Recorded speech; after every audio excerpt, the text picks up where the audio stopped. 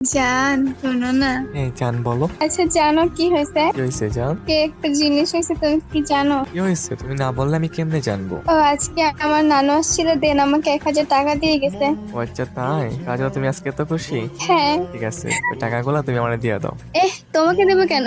এটি আমার না। ও আচ্ছা তোমার, তাহলে আমারে বলতেছো কেন? আচ্ছা বলছি তো, কি হয়েছে এর জন্য কি তোমাকে দেওয়া লাগবে নাকি? আজব তো। কেন আমাকে দিলে কি হবে? আমি কার? তুই কার?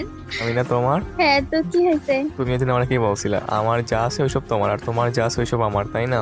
এবার তোমার সবগুলো আমার, আর দিয়ে না আমার সবগুলো আমার। তাহলে আমার কি? আমি তো তোমার। ও আচ্ছা তাই। হ্যাঁ। দেখো তোমার নানা তোমার টাকা দিছে না, ওইখান থেকে আমার 500 টাকা দিয়ে দাও, অর্ধেক তোমার অর্ধেক আমার। তুমি টাকা দিয়ে কি করবা?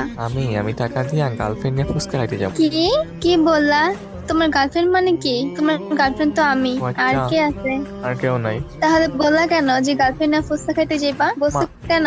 আচ্ছা মানুষ টাকা দিয়ে কি করে? কত কিছুই তো করে টাকা দিয়ে। তাহলে তুমি জিজ্ঞাসা করছো কেন? টাকা দিয়ে তো কত কিছু করে, তাই না? আমি না গেমে টপ করবো। আচ্ছা তোমাকে টাকা দিয়ে দিতেছি, দেন তুমি টপ আপ করে নিও।